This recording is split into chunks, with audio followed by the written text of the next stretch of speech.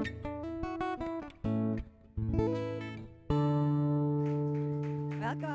Ay, nandun na yung mic mo sa harap.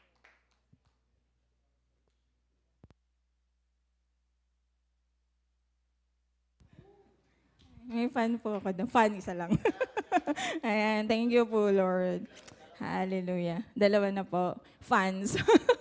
Ayan, so mabuti po ang Panginoon. Amen. Hallelujah. Sige po. Yan, so medyo matagal din po ata akong ayun. Pero hallelujah. Hallelujah. Thank you po, Lord. So good morning po sa bawat isa sa atin. Ayan, pwede mo bang batiin yung katabi mo lang ng good morning? Ayan. So good morning din po sa mga nanonood sa ating online. Magandang umaga po sa bawat isa. I pray that all is well with us today. Amen. So thank you po, Lord. So today, salamat po sa grace ng Lord kasi ako po ay ginamit muli ng Panginoon to share His word for us today. Amen. So excited na po ba kayo? Ayan. Pero bago po 'yun, ayan. Pwede po ba akong mag-request na tayo po ay hindi pa po tayo magpe-pray. Pero meron po akong sasabihin na word and kapag sa pagpikit po ninyo, just think of one word to describe this word or para sa inyo mag-isip po tayo ng isang salita na nagdi-describe patungkol sa salitang ito. So, sige po, pwede po ba tayong pumikit ngayon? Huwag po muna tayo matutulog, ha? Ayan, hallelujah. So, let's just think of the love of God, God's love, or the heart of the Father. Just think of one word. Ayan. Mag-isip po tayo ng isang salita to describe it. Kung meron na, pwede na tayong dumilat. Ayan. Kung may binigay na ang Lord, or meron na pong na ano po sa atin. Ayan. Sige po. Hallelujah. Hallelujah. Ayan. Let's just wait for others. Ayan. Hallelujah. Hallelujah. Hallelujah. Sige po, tayo po muling pumikit and this time mananalangin po tayo. Hallelujah. Hallelujah. Hallelujah. Lord, salamat po, Panginoon, sa presensya mo, O God. Salamat, Lord God, dahil mahal mo kami. Una mo kaming minahal, Panginoon. Lord, salamat po for that one word or na magdi-describe ng pagmamahal namin sa inyo or pagmamahal mo sa amin, Panginoon. Lord, I pray today na ito po ay panghahawakan namin sa araw na ito, Panginoon. Na Lord, ma-excite kami dun po sa mensahe ninyo. Ma-excite po kami sa gagawin ninyo, O God. Sapagkat Lord, dito po sa tahanan nyo, ito po ay surrounded ng pag-ibig mo. Kaya Lord God, salamat po. Maraming salamat po. Gamitin niyo po ako as your vessel, Panginoon, to share your word for your people, O God. Salamat po. We love you, Lord God. In Jesus' name we pray. Amen and amen. Hallelujah. Palakpakan po natin ang Panginoon. So, sige nga po, meron po ba makakapagbigay kahit isa or dalawa ng naisip or unang word na nag-describe sa pag-ibig ng Panginoon? Meron po ba? Sige po, sabihin niyo na lang po. Precious? Wow. Sige, isa pa po. Dito naman sa side na to para balance. Meron po ba? Ha? Everlasting. Wow, sakto. Ayan, so kapag naririnig natin or ang salitang God's love, ang pag-ibig ng Panginoon or the heart of the Father, di ba po, ito ay sobrang dami ng salita na pwedeng mag-describe dito. Tama po ba? Na hindi po kaya ng, alam mo, ng dictionary or ng mga words to describe it kasi napakarami. Amen po ba? So, ang sarap isipin. Kaya today, panghawakan niyo po yung word na yon.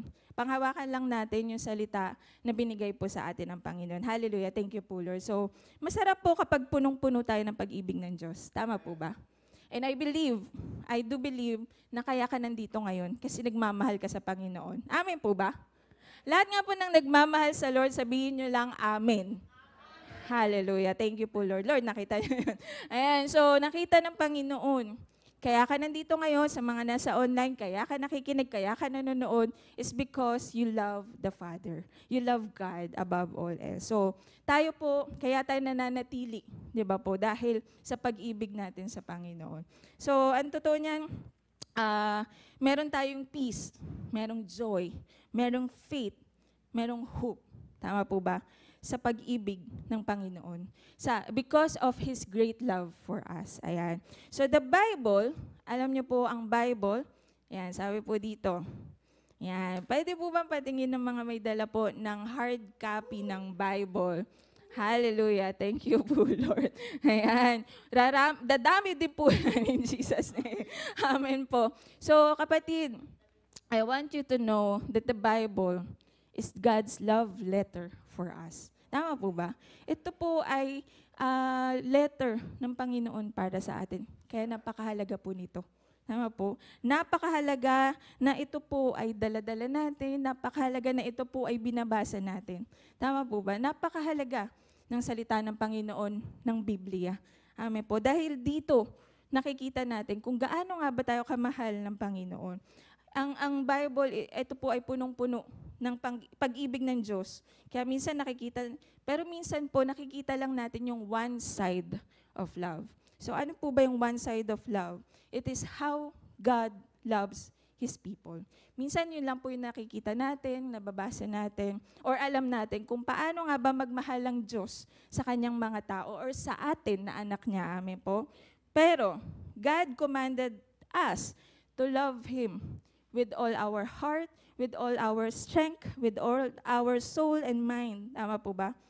Pero alam mo kapatid, God is not just loving His people, but He is in the business of transforming us to become people who can fully love Him.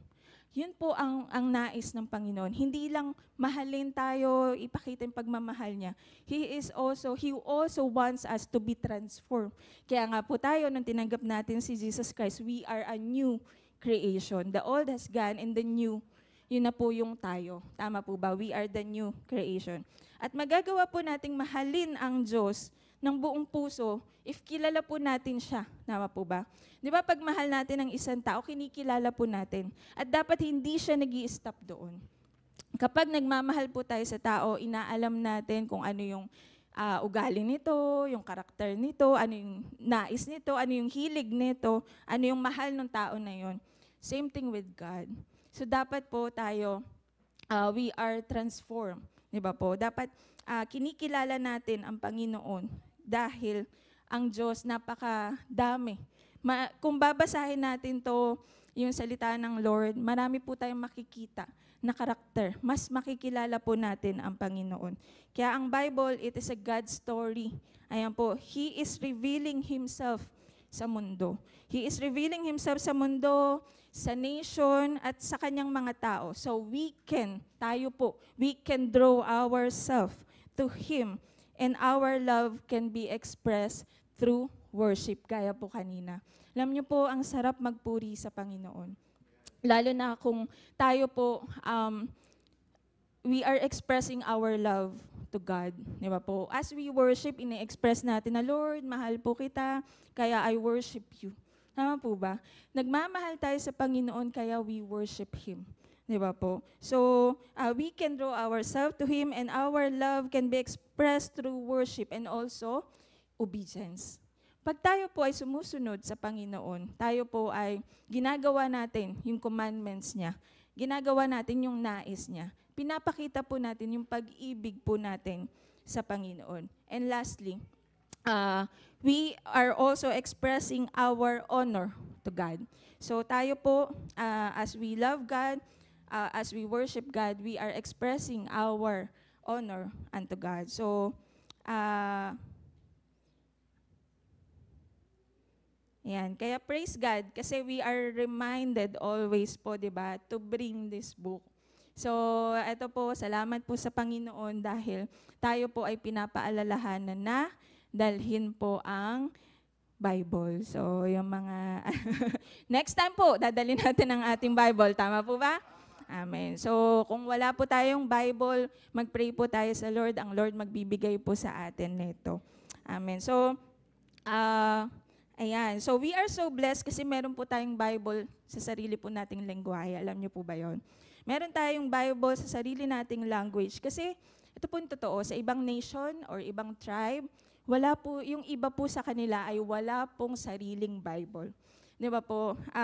Alam nyo, kaya nakaka-bless. Sobrang tuwa po, sobrang nagagalak yung puso ko yung nalaman ko na yung tribe ng Karen po na tayo po ay sinusuportahan po natin is that meron na po silang sariling Bible. So I praise God kasi sila po ay nagkaroon, meron pong nag-translate nito para po sa kanila. At nagagamit po nila at magagamit po nila ito para mas makilala nila ang Panginoon. Napakahalaga po nun. Kaya nung binuksan po ng Lord yung puso ko for the world mission or sa global mission, yun po yung pinakita ng Lord sa akin, that we are so blessed po talaga. Every time nakakakita ako ng mga Bible sa mga news, ayan na yung mga nare-reach na po ng Panginoon, ng gospel, ay sobrang nakaka-bless, nakakatuwa po na meron na po silang sariling Bible. So, ayun po, halimbawa na lang, ayun nga, may isa rin pong tribe dito po sa Pilipinas. Alam niyo po, nung nakita ko yung na meron na silang sariling Bible, sobrang nakakatuwa ang Panginoon. Kasi sa una, hindi nila masyadong nauunawan dahil may iba po silang, meron pong tinatawag tayo na language barrier. So this time, kung meron po silang sarili, mas lumalalim, mas nauunawaan po nila yung salita ng Panginoon. So the Bible, it is the sword of the Spirit. Tama po ba? It brings truth. Ayan. Especially doon po sa mga taong confused o yung sa mga taong punong-puno na po ng lies nowadays, di ba po? Yung they are so distracted. Sila po ay wala nang ibang naririnig kundi kasinungalingan from the enemy. So that's why kapag tayo po nag-share ng word, shinare po natin yung word, since it is the sword of the Spirit, it brings truth, it brings light, and it brings life. Di ba po? So, alam niyo po, once we share it doon sa mga taong sobrang gulong-gulo, grabe, sila po mismo magkakaroon ng hunger na alamin pa, saliksikin pa na, uy, tama ka sa sinabi mong ganito na nasusulat to sa salita ng Panginoon. And they will have the opportunity, yun po yung time kung saan sila po ay makakakilala sa Panginoon. So, ayun. Mahalaga po ang Bibles natin hanggat pwede pa nating itong hawakan. Kaya panghawakan po natin ito, pahalagan po natin ito. Minsan, ang totoo po niya, nagigilt ako kapag yung Bible, san-san ko na ipapatong. Ayan, or yung tipong hindi safe yung lugar, doon mo siya mailalagay. Pero aminin niyo po, yung cellphone ninyo, pinapatong niyo po ba kung saan-saan? Yung iba, oo. So, yung iba pong, ito, yung bagong cellphone, pinapatong niyo po kung saan-saan? Ay, yes, then, wow. Ayan, kasi yung iba na lang, ayan, yung iba po kasi, ang ginagawa nila is that, sobrang ingat po sila, di ba? Siyempre, lalagyan ng tempered glass, lalagyan ng casing. Tanong ko po, yung Bible po ba natin may casing? Ayan. Meron po bang, siyempre, hindi mo lalagyan to ng tempered, di ba? Pero, minsan po, ang nangyayari, mas napapahalagan po natin yung material na bagay over dito po sa ating Bible. Ito po, isang fact. Kapag ba naiwanan nyo yung Bible, tapos naalala nyo, ay sabi pala ni Pastor, dadalhin yung Bible, bumabalik po kayo ng bahay? Bumabalik po ba kayo ng bahay? Siyempre hindi, ay okay lang yun. Parang gano'n, maintindihan naman yun ni Lord. Maintindihan naman ni Pastor, meron naman sa cellphone. Di ba? Pero pag cellphone po ang naiwan, sinong guilty, taas ang kamay, bumabalik ng bahay. So, yung iba hindi na daw. Wow, praise God Kasi may isa pa siyang cellphone. Yung po ba yun? So, ayun po. That's why I just want us to encourage, ayan, na pahalagan po natin ang Bible. I mean, yung hard copy. Dahil ito po ay napaka-importante. Why am I telling this to us? Kasi dito po natin, dito po natin napapakita rin na yung love natin sa Panginoon. Diba? Na Lord, Kaya nga po nag-guilty po tayong lahat, di ba? Kasi hindi po natin nadadala yung Bible. Pero alam niyo po, nakita ko po yung kahalagahan ng Bible, especially in evangelism. Ayan. So doon ko po nakita na napakahalaga na dala-dala rin po natin yung Bible. Kasi ito po yung magagamit natin, di ba? Ito po yung ginagamit natin na sa pag-share. Minsan kasi parang iniisip ko dati, ang ginagawa ko, cellphone lang di ba? Pero alam niyo po, one thing na pinarealize sa akin ng Lord, mahalaga yung Bible. Kasi may nakausap po ako na sinasabi niya na, ganito, marami po siyang tanong. Pero alam niyo po, nung pinapakita ko po sa kanya yung mismong Bible, sabi ko po na ito po ay nakasulat sa Bible. Alam niyo po, ang Lord kumikilos through that at naa-amaze po yung taong to na sabi niya, oo nga no, kasi parang kung sa cellphone lang, maniniwala ba yung tao? Di ba na, ay may Bible ako sa cellphone, pwede naman. Pero alam niyo po, iba pa rin talaga kapag dala-dala po natin yung ating Bible. So, bakit lagi ko ba ito sinasabi? Kasi tayo po ay nagmamahal sa Panginoon. Amen po ba? And gaya po ng sinabi ko kanina, ito po ay love letter ng Panginoon. So dito po nakasulat kung gaano tayo kamahal ng Diyos. So anyway, gaya po ng Issacharian tribe, ayan, kung alam po natin ito po yung tribe kung saan they know the times and seasons. Tama po. And today, tayo po ay nasa month of, meron po may alam? Sa Hebrew calendar, tayo po ay nasa month of Elul. So, ilang araw na lang po. Ayan, ilang araw na lang, mag-New Year na. So, ilang araw na lang po, malapit na yung Feast of the Trumpet. Malapit na pong mag-turn into, tayo po ay nasa year 5784 ngayon. So, alam niyo po, napakahalaga na nakaka-excite na mag-turn na po tayo into 5785. At alam niyo kapatid, ma-excite po tayo. Ma-excite po tayo kasi merong bagong revelation, meron pong bagong gagawin ang Panginoon. And alam niyo po, itong month na ito, since nasa month po tayo ng Elul, so ang ibig sabihin po nun is that the King is in the field. Pag sinabi pong the King is in the field, it means that we can have the access, di ba, to the King. And who is our King of Kings? It is Jesus, di ba po? Since ang Diyos ngayon ay nasa field, ayan, it is a set apart time to prepare for the day of atonement. So, and most especially, to prepare for the feast of the Lord. So, sobrang nakaka-excite dahil ilang araw na lang, I pray na ma-excite din po kayo mga kapatid, dahil ilang araw na lang, 5785 na po. So, meron pong bagong gagawin ng Lord, merong bagong revelation, and this month po, it is a special period of time for us to become more intimate. So dahil ang hari po ay nasa field, so tayo po ay merong access sa hari. So dahil po doon, meron po, ito po yung moment kung saan kailangan na tayo ay mas maging intimate sa Panginoon. So ito po ay time of purification, reconciliation, repentance and forgiveness. Kaya sobrang nakaka-bless yung message ng Lord this month, kung napansin niyo po. So, ang messages ng Panginoon sa atin through Pastor B-Boy is that transformation. Tama po? And last time, naalala ko, shinare din sa atin ni Sister Maricel about repentance. Sobrang, alam niyo po, walang aksidente sa Lord.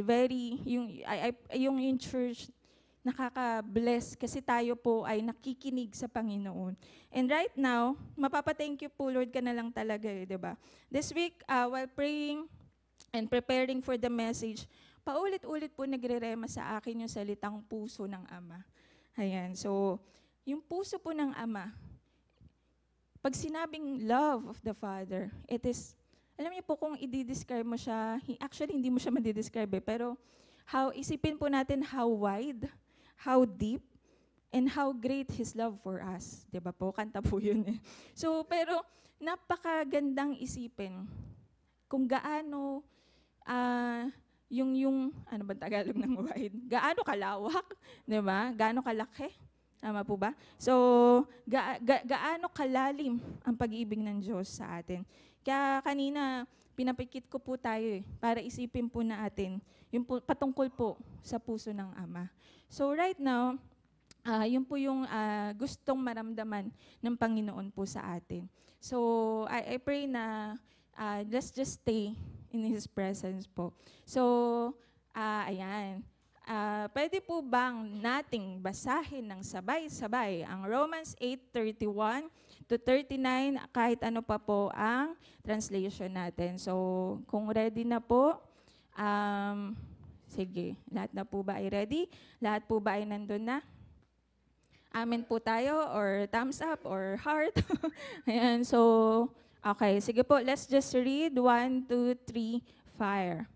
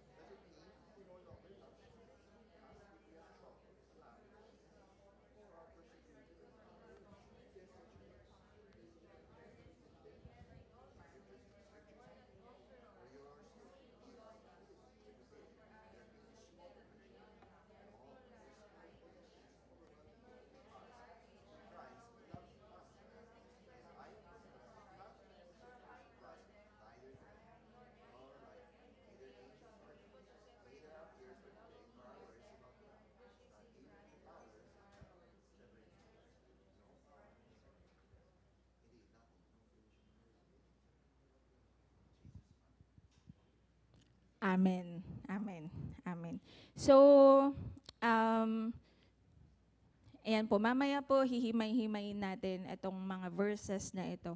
Pero, actually, ito pong Romans 8, napakaganda po na itong book po na ito na sinulat ni Paul, ni Apostle Paul. And tunay nga po, basta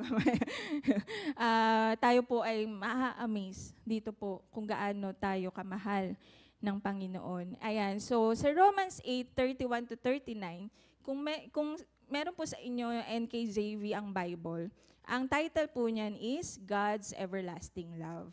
Ayan, so yun po yung kanyang title. And kapag naman, hindi ko na po na-check sa ibang sa ibang translation, pero dito po sa TPT. Ayan. So ang title po niyan is The Triumph of God's Love. So today, allow me to use ito pong title na ito. Kaya ang title po ng mensahe ng Panginoon sa atin today is The Triumph of God's Love. So, ang unang-una pong kailangan natin, so allow me na basahin lang ito sa TPT version. Ayan. So, what does all this mean?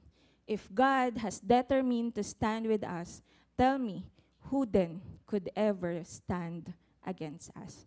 Familiar po yung verse na to? Tama po. So, sa mga matatagal na po, familiar po ito sa atin. Di ko po alam kung meron po sa inyo, ito po yung life verse.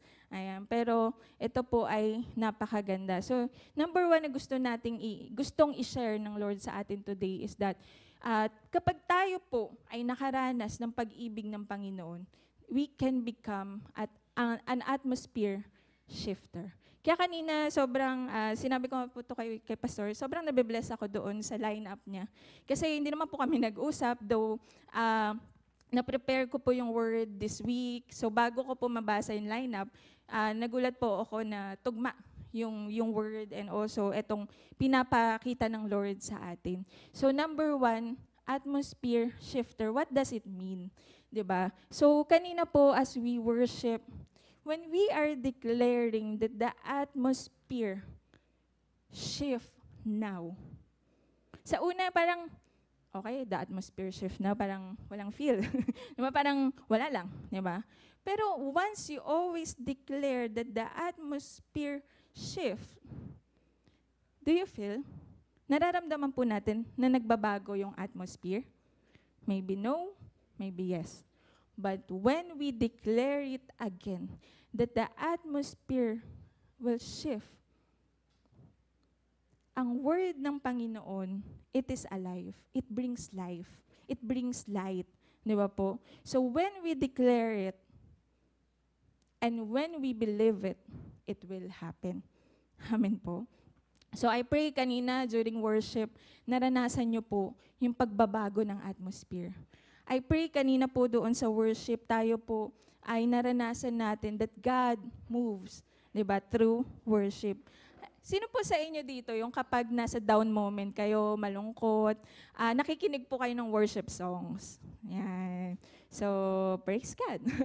Yan. So, kapag tayo po ay may problema, nakikinig po tayo, di ba, ng worship song. Why? Because even if we are in the down moments or tayo may pinagdadaanan, di ba, ang sarap po magpuri pa rin sa Panginoon. Tama po ba? And yun po yung goal ng Lord sa atin, na tayo po ay magpuri pa rin sa Kanya. Di ba? Despite our down moments. So, sino po sa inyo, kapag may pinagdadaanan kayo, pinakikinggan nyo praise song, yung mga masasaya, mga upbeat, meron po ba sa inyo? Ayan. So, isa po sa tinuro sa akin ng Lord. Kasi ako po usually, ang pinakikinggan ko yung mga sole, mga worship songs, di ba po? So, tinuruan po ako ng Lord na kapag nasa down moment po ko, ang pakinggan ko po is mga upbeat, mga mabibilis, mga praise songs. And truly nga po, alam nyo, mas bumibilis yung pag-shift ng atmosphere or yung nararamdaman natin. Why? Because kapag ito ay upbeat, naalala niyo po yung kwento ni Bishop Mario. Di ba po kapag siya ay, may mga moment po na siya ay sumasayaw sa Lord. So di ba kapag ganon yung mga songs, yung mga praise songs, napapasayaw tayo, di ba?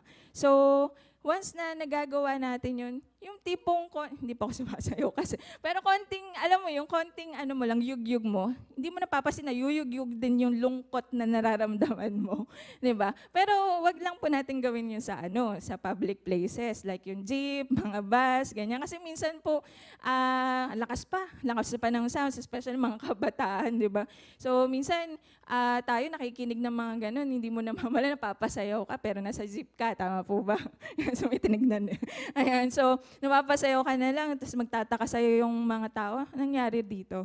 Diba? So tayo po, as a child of God, as a lover of God, we can shift the atmosphere.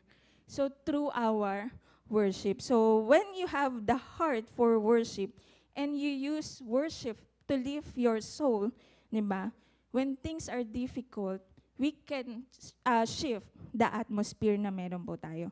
So, some of us, maybe marami na tayong battles in life. Siyempre, hindi maybe. Marami talaga tayong battles in life. And yet, di ba po, yet through it all, you have learned to trust the Lord. Tama po ba? Why? Kasi sinabi po dito sa verse 31, if God has determined to stand with us, tell me, who then could ever stand against us? Sa other translation, who can be against? Tama po ba ako? Yeah. Oh, ayun. So, ayun. If God is for us, who can be against us? Ayan, sa NKJV. So, ito po kasi ay TPT version.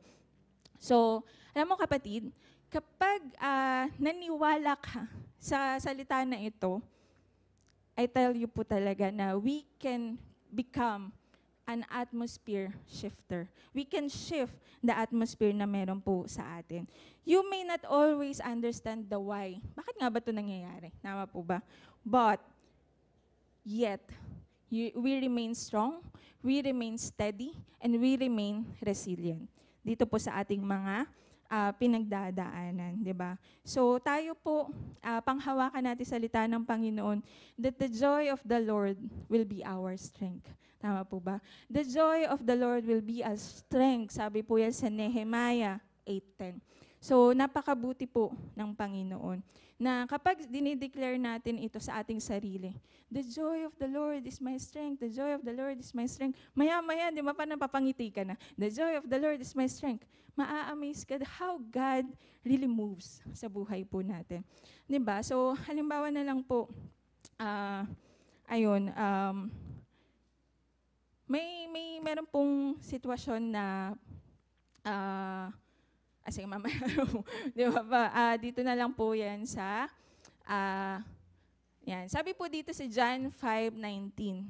Then Jesus answered and said to them, most assuredly I say to you, the Son can do nothing of himself, but what he sees the Father do, for whatever he does, the Son also does in like manner. So, si Jesus po, ang ginagawa niya, nakatingin lamang po siya doon sa kung ano po yung ginagawa ng Ama. So kung ano lamang po yung sinasabi sa kanya, yun lamang po yung gagawin niya. So ngayon, kapatid, nasan po yung attention natin ngayon? Ayan. Diba? So tayo po, right now, baka yung attention natin ngayon, iniisip na natin gagawin natin after service. Ayan. Yung iba po na nasa online, baka iniisip nyo na anong lunch nyo. O baka yung iba po sa inyo nagluluto na. Ayan. So, gaya po ng sinabi kanina ni Pastora Joanne doon sa Sunday School, focus. We really need to focus right now. Kasi ang totoo, tayo po ay distracted. Di ba? May mga moment na tayo po ay distracted. Kapag tayo ay distracted, you miss out on much of your life because you generally aren't paying attention or yung attention mo ay nasa iba. Kapag tayo ay may pinapagawa ang Lord, tas hindi mo siya na-obey, maybe, baka kasi tayo po ay distracted. Baka may pinapagawa sa atin pero iba yung ginagawa natin. So, maybe, yun nga po na tayo ay distracted na. So, sabi nga dito sa verse po na ito that Jesus was so focused doon sa puso ng Ama. Ano kayang nais mo, Lord? Ano kaya ang nasa puso mo, Panginoon, sa bagay na ito? So, ganun po si Jesus Christ, diba? So, kahit pagod na po siya, nagpapatuloy pa rin siya. He was so focused doon po sa assignment niya. Jesus was so focused doon sa task, doon sa binibigay sa kanya that he needs to redeem the world, diba? Nandun po siya sa redemption plan ng Father. That's why, kapag tayo po ay may pinagdadaanan. Minsan natanong nyo na po ba, bakit kaya paulit-ulit yung pinagdadaanan ko? Yung para bang, hindi ba ako natututo? Yung tipong gano'n na parang, hindi ko ba matutunan, hindi ko ba makuha yung sinabi ng Panginoon. So, pupunta po tayo doon dito po sa verse 33 to 34. So, pwede po bang basahin ulit natin ito? 1, 2, 3, fire.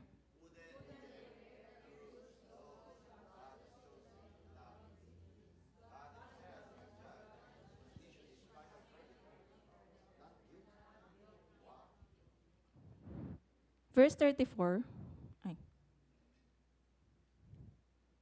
Sige po, fire.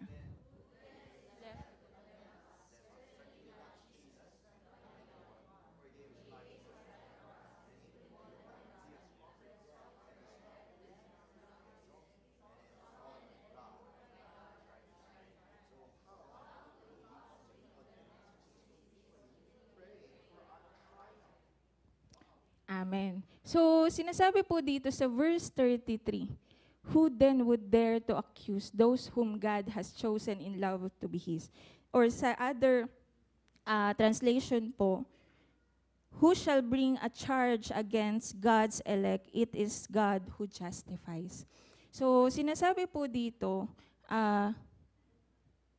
sa number 2, kapag tayo po ay punong-puno ng pag-ibig ng Lord, we are covered by His blood and we are not condemned. Tayo po ay covered ng Panginoon. Covered tayo ng Diyos and we are not condemned. Kasi po, why am I sharing this? Sabi po dito, di ba? Or, who then is left to condemn us? Certainly not Jesus. So, kaya ko po sinasabi kanina that we are distracted. Kasi, ang isa po sa ginagawa ng kaaway para ginagawang distraction sa atin, na minsan tayo rin po ang may kagagawan is that, ang gagawin niya po sa atin, He will, yung mga bagay na hindi yung problema natin, mas doon po tayo nagfo-focus kesa doon po sa ginawa ng Panginoon para sa atin, na mabuti ng Panginoon. Tama po ba? Pansinin niyo po, sa 10 ginawa ng Panginoon, yung isa na problema, mas doon po tayo nakakapag-focus. Tama po ba? So, mas nawawala po minsan yung nagagawa ng Lord, nakakalimutan natin. 'Di ba? Kaya sinasabi po sa Bible that we need to renew our mind. Napakahalaga po, nare-renew po natin ang ating isipan daily po. 'Di ba? So, napakahalaga na nababago ang ating mindset. Kasi may mga times po talaga na gagawin ng kaaway para ma-shake ka, para mawala yung faith mo, para mawala yung hope mo, para mawala yung love mo. Yun po ang gagawin sa atin. Tayo po ay magiging distracted.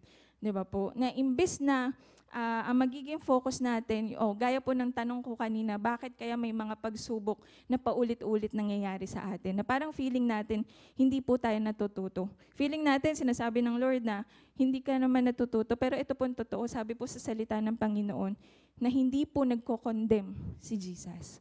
Di ba po? He never condemn us. Ang totoo niyan, ang binibigay po sa atin ng Panginoon is truth, is love. Di ba po? So, He gave His life for us. And even more than that, He has conquered death. And He is now risen. He is alive. Di ba po? So, may mga times, di ba, na lalo po tayo, ang mangyayari kung tayo ay may tinitrain, di ba? So, pag minsan may tinitrain tayo, tas hindi niya po nagigets agad-agad. Hindi na po ako lalayo, siguro doon na lang sa mga nanay, o magulang, di ba po, na minsan yung anak po nila, parang ang tagal magets, yung tinuturo po natin. So, alam niyo po yun, nararanasan niyo po ba yun, na parang, ba't ang tagal nito magets, hindi niya ako makuha. Minsan, alam niyo po yun, para bang hindi naman condemn, pero nakakapagbigay na tayo ng kasi we always, tayo po, we fall short of the glory of God. So may mga moment na tayo ay nagkakamali. Di ba po? Kaya napakahalaga na kapag na-realize natin yung bagay na yun na nagkamali tayo, we need to, gaya po na shinare sa atin Sister Maricel, di ba po, yung true repentance. Ayan, so tayo po, kaya inaalaw ng Diyos na maranasan natin yun ng paulit-ulit. Kasi ito po yung totoo, He is training us. The Lord is training us. Kaya minsan inaalaw ng God na mangyari po yun sa atin ng paulit-ulit. He is training us because He loves us. He wants us to become just like Him, di ba? Yun po yung goal natin, yun po yung sinasabi sa atin ng Panginoon, to be like Christ. That's why Jesus is also training us. Diba? Tinitrain po tayo ng Panginoon. So may mga moment doon sa training, merong correction. Di ba po? And sa correction na yon, it doesn't mean na kinokondem po tayo ng Panginoon. Di ba? So let us always remember na ang Panginoon, He never condemn us. Di ba po? Tanging yung binibigay lang sa atin ng Lord is yung pag-ibig niya po para sa atin. So, and also God is He also want us to reconcile to Him. Diba? So, there was a story lang po na gusto kong i-thank you po, Lord, is that meron pong, salamat po sa mga nag-pray, ayan sa akin. Tayo po may mga, sa pagsunod po natin sa ating calling, or sa pagsunod natin sa Panginoon, meron po talaga mga challenges. Diba po? So, sa challenges na yon, I really praise God na once we never stop on praying on that particular situation na meron po tayo, alam niyo po, kapag may kasama rin tayo na nanalangin, someone who help us, someone who intercede for us, truly nga po na yung answered prayer ay mangyayari. Tama po ba? So, meron po akong isang answered prayer na matagal ko na po siyang pinagpipray. This year lang po. So, I really praise God kasi kaya ko na, we are covered. Totoo po yun. Minsan ang gagawin ng kaaway sa atin, i-distract tayo para makalimutan mo na ikaw ay mahal ng Diyos. 'Di ba? So, na ikaw ay mahal ng Ama. So, yung time na yun, sabi ko, ang gagawin, syempre, sunod-sunod, 'di ba, ng mga challenges in life. Pero alam niyo po, that moment, naging distracted ako. Nakalimutan ko na kung gaano nga ba kamahal tayo ng Panginoon. So, that was the time na nagpe-pray ako, 'di ba? And I really praise God na akala ko parang matagal pa siya masasagot. Pero I praise God kasi yung reconciliation na pinagpe-pray ko, it happened doon sa moment na hindi ko inaasahan. Ayan, so doon sa moment po na unexpected talaga na mangyayari. So, ang Lord, meron po siyang different season, meron po siyang different timing. Iba po doon sa timing na meron tayo. 'Di ba? Parang tayo, sinasabi natin, Lord, dapat ito mangyari siya ng ganito. Pero ang Panginoon, iba po yung kanyang timing. So, ayun po. So, dito, yan. So, we are covered and not condemned. And, ito pong tatlong bagay na to sa 1 Corinthians 13. Sige po, punta po tayo sa 1 Corinthians 13:13. Ayan, pwede po ba natin basahin ng sabay-sabay? Ayan, so 1 Corinthians chapter 13, verse 13. 1, 2, 3, fire.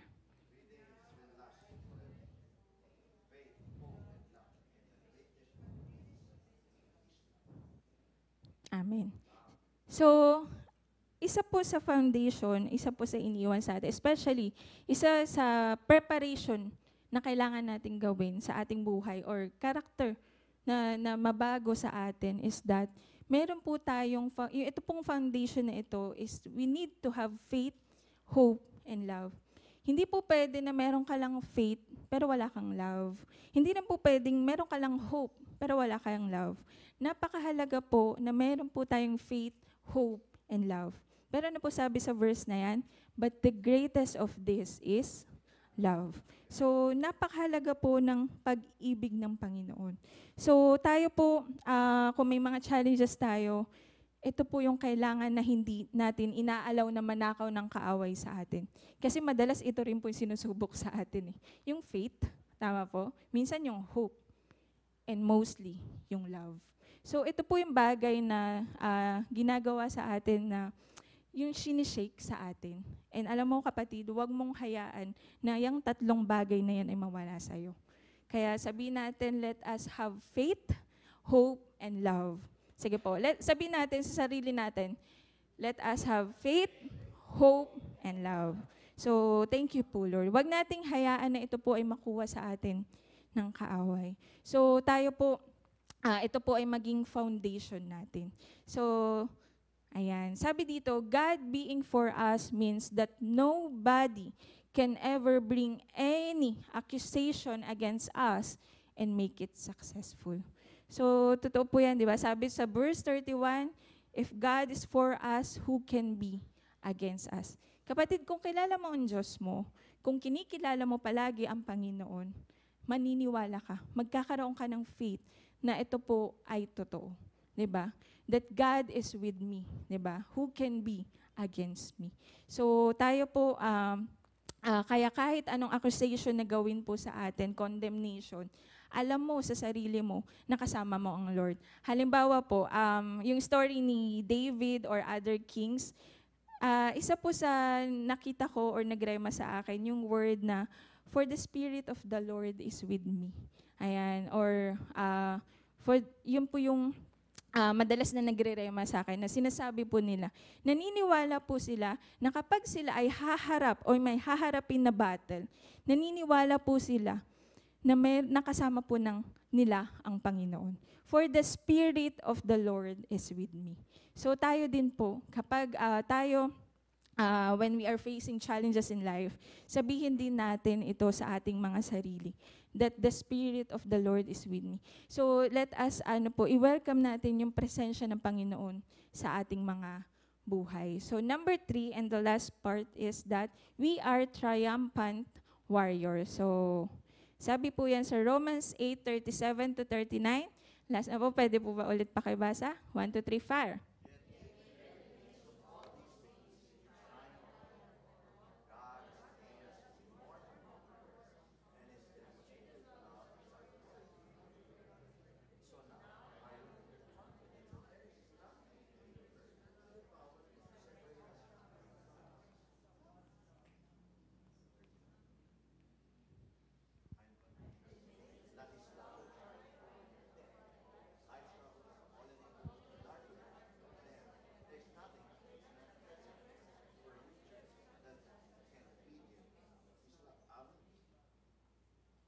Verse 39.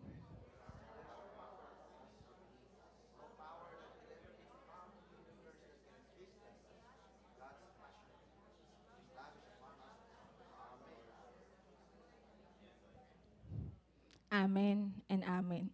So, kung meron po tayong Bible, pwede po natin dyan basahin. Yung iba po, pwede po dito sa screen. May isa po kung ipapagawa ulit sa atin. So, ang gawin po natin, dito sa verses na ito, ilagay mo yung pangalan mo.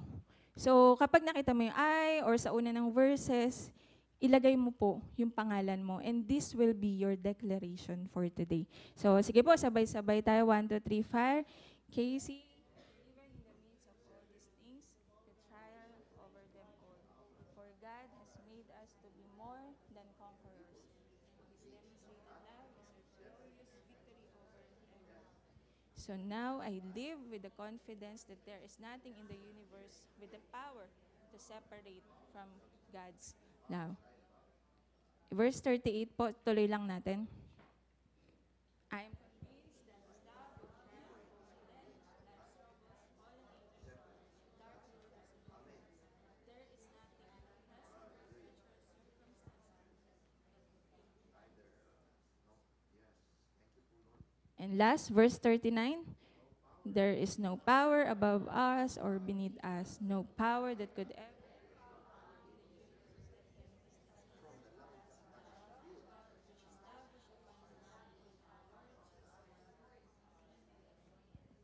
Amen. So napakasarap na once pag tayo po ay nagbabasa ng Bible, minsan ilagay rin natin yung pangalan natin doon. Ideklara natin ito, especially kung ang nababasa po natin is promises ng Lord or what. Ilagay po natin yung pangalan natin doon. And truly nga po, magkakaroon talaga ito ng buhay sa atin. Tama po ba? So, sinasabi dyan, kapatid, naniniwala ka ba that nothing can ever separate you from His love? Diba? So, sabi dyan, either death, life, troubles. Kahit tayo may pinagdadaanan, or the fallen angels, or dark rulers in the heavens, there is nothing in our present or future circumstances that can weaken His love. Ito po yung totoo. Ang pag-ibig ng Diyos, hindi po nagbabago. That's why sa ibang, ang title po nito is God's Everlasting Love. Na kahit anong gawin mo, na kahit nga tumalikod ka sa Lord diba po? Alam mo po, naniniwala ako sa mga napalayo sa Panginoon. Sa mga kakilala nyo, ay i-share nyo po itong verse na ito or ideklara nyo ito sa kanila na that nothing can ever separate God's love to them. Naniniwala po ako that itong mga taong napapalayo po sa Lord, when we pray for them, when we stand in the gap for them, when we declare life through God's word to them, alam nyo po, mayroong nagbabago. The atmosphere will shift, the atmosphere changes. Diba?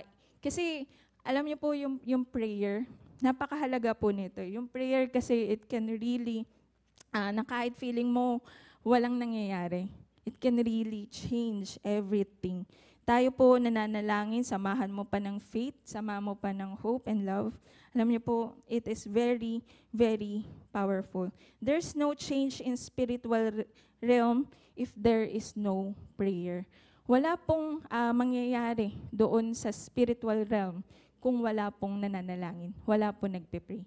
Kaya po tayo, kung may mga kakilala tayo na kailangan ng pag-ibig ng Diyos, share po natin ito sa kanila. I-remind po natin sila, or baka tayo nangangailangan ng reminder today. Kaya ito po yung pinapashare ng Panginoon. Kailangan natin ng reminder na kahit anong gawin po natin, nothing can ever separate us from His love.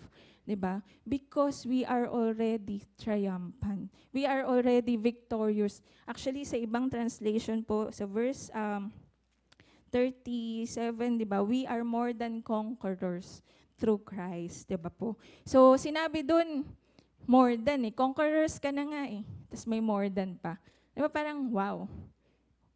Pag dineclare po natin to sa mga sarili natin that we are more than conquerors. Diba? So, tayo po, victory can really happen in our life. 'Di ba? So, His demonstrated love is our glorious victory over everything. So, yung pag-ibig po ng Panginoon, hindi lang sinabing pag-ibig nga eh. Sabi po sa verse na yan, no, demonstrated. Ibig sabihin, ang pag-ibig ng Diyos, merong action. 'Di ba? May ginawa siya para sa atin. So, same thing po sa atin right now. We need some action, 'di ba? Para ipakita natin yung pag-ibig natin sa Diyos. So, lastly po dito, sabi nga, 'di ba, we are a triumphant warrior. So, ito po yung totoo. Nothing, no matter how terrible, no matter how powerful, can ever separate us in any way from God's love for us in Christ. Amen? We are triumphant because of God's everlasting for us. Amen po ba? Sige po, palakpakan natin ang Panginoon. Hallelujah. Thank you po, Lord. Na kahit anong gawin mo, kapatid, kahit magtampo ka sa Lord, kahit na tumalikod ka sa Lord, it will never separate you from His love. Because He loves us so much. He loves us so much. Tama po ba? That's why yung cross ay doon po siya namatay, pero siya po ay muling nabuhay. Kaya let this be an encouragement. I pray na ito po ay maging encouragement sa atin today, na kahit anong gawin natin, hindi tayo masiseparate sa pag-ibig ng Panginoon. Kaya po kung may mga times na tayo po ay nanlalamig, alam niyo po pa, alabin natin yung pag-ibig natin sa Diyos. Balikan mo yung unang-unang moment na tinanggap mo at nagsabi ka sa Lord, Lord, tinatanggap kita as my Lord and Savior. Balikan po natin yung mga moment na tayo ay sobrang in love sa Panginoon. So, tandaan po natin that nothing can ever separate us in any way from God's love for us in Christ. I remember lang po, may naging, ito po yung testimony na rin po, na meron po kaming pinuntahan na bahay before. Ayan. And ito pong tao na to, siya po ay talagang nalayo sa Lord. So, alam niyo po, pagpunta namin doon, we pray, we worship God, and doon ko po nakita how powerful yung word ng Panginoon. Alam niyo po kung bakit? Kasi diniklara po namin yung salita ng Panginoon, at ito po yun. Yung kanina po sa verse 35, that who shall separate us from the love of Christ? So, nothing can ever separate us from His love. Alam niyo po, napakahalaga na dinideklara po natin ang salita ng Panginoon. Especially kapag tayo po rin ay nagpipray. Especially sa mga taong feeling nila hopeless na po sila. Sa mga taong merong pinagdadaanan na kailangan po ng healing. Alam niyo po, doon ko nakita, once we declare the Word of God to them, once we share the Word of God, or minsan sila po yung nagsasabi ng salita ng Panginoon, yung atmosphere nagbabago. Actually, yung puso nila nagbabago. Na parang nung una, hopeless sila, na parang ang una nakikita nila ang dilim. So, once we declare the Word of God, once we declare, sinasabi natin sa sarili natin na mahal ako ng Diyos. Diba? Mahal ako ng Panginoon. Alam niyo po, unti-unti, natatanggal yung mga, sabi nga po sa kanta kanina, the chains are broken. Diba po? There is freedom. Kapag tayo po, we declare His word, there is freedom in Jesus' name. Amen po. That's why, kung meron po kayong kakilala or someone na pag-pray or kailangan ng prayer, napakalaga na tayo po ay may alam na salita ng Panginoon na ideklara po natin. Basta sinabi po ng Lord na yan yung sasabihin natin, sabihin po natin ito. So, ayun po, mayroon din pong isang moment na ito naman po kaming magkakaibigan. So, magkakasama po kami. So, meron po doon na isa naming kaibigan, nagdala po siya ng kabataan. Ito pong kabataan na to is bagong Kristiyano lang po siya that time. So, nagsishare lang kami ng mga experiences namin or mga kung kamusta yung journey namin sa pagiging isang Kristiyano. Then, alam niyo po, syempre, kumakain kami, fellowship kainan po yun, tama? So, kumakain kami, so ikaw, chill-chill ka lang, di ba? Then suddenly po, sinabi ng Lord, hindi lang sa akin, sa mga kasama ko, that this person needs prayer. Yan. So, nung time na yun, nagpipray kami, doon nire-reveal sa amin ng Panginoon na itong tao na to may pinagdadaanan pala, 'di ba? So alam niyo po, nung time na 'yon, nung sinabi ko sa mga kasama ko, uy, pag-pray mo naman siya. Alam mo po sagot nila sa akin, di kami ready. Tapos sabi ng isa, hindi ako ready. Tapos yung sabi rin ng isa, hindi ako ready. So ako po yung pinakamatanda kasi sa kanila. So gusto ko na rin sabihin, hindi rin ako ready. Di ba? Pero hindi ko pwedeng sabihin na hindi ako ready. Alam niyo po, ito napatunayan ko sa Panginoon. Ni-remind sa akin ng Lord yung Ephesians 6. Sabi ng Lord sa akin that time, suot niyo yung full armor. Tama? Suot niyo yung full armor. Then that time, we declare, we pray for that person. Alam nyo, unti-unti, nung sinabi nila na hindi ako ready, maya-maya, yung atmosphere nagbago.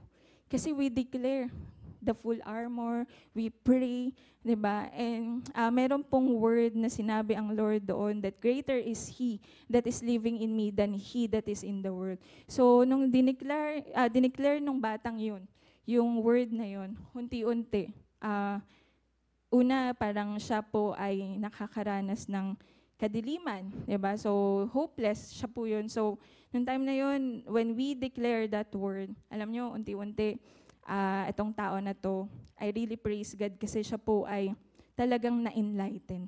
Ayan, so nakamit niya po yung victory ng Panginoon. Amen po. Thank you po, Lord. So, ayan, bago po yan. Sorry po, marami akong mapabasa, pero ito po, last na to. When we talk about God's love for us, hindi ko po alam kung familiar na po kayo sa Father's Love Letter. So, nung Father's Day, ito po yung nilagay sa t-shirt nung pinamigay natin. Pero, itong Father's Love Letter, hindi ko po nilagay lahat. So, may mga pinili lang po ko. At dito po tayo magtatapo. So, pwede po ba nating itong sabay-sabay na basahin as if God is talking to us? Sige po. 1, 2, 3, go.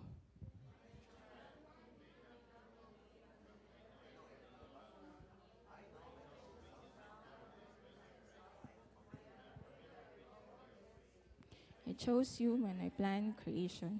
You are not a mistake, for all your days are written in my book. I determined the exact time of your birth and where you would live.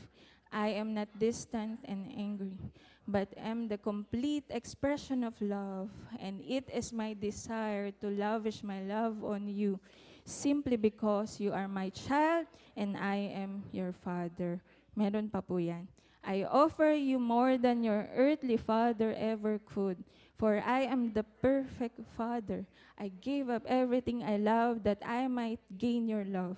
I am your father, and I love you even as I love my son, Jesus. For in Jesus, my love for you is revealed.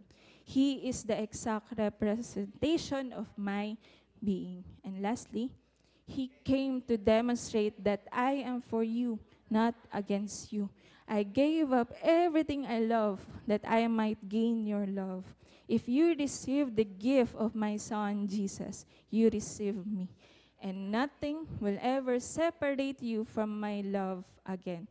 Love your dad, Almighty God. Hallelujah. Thank you po, Lord.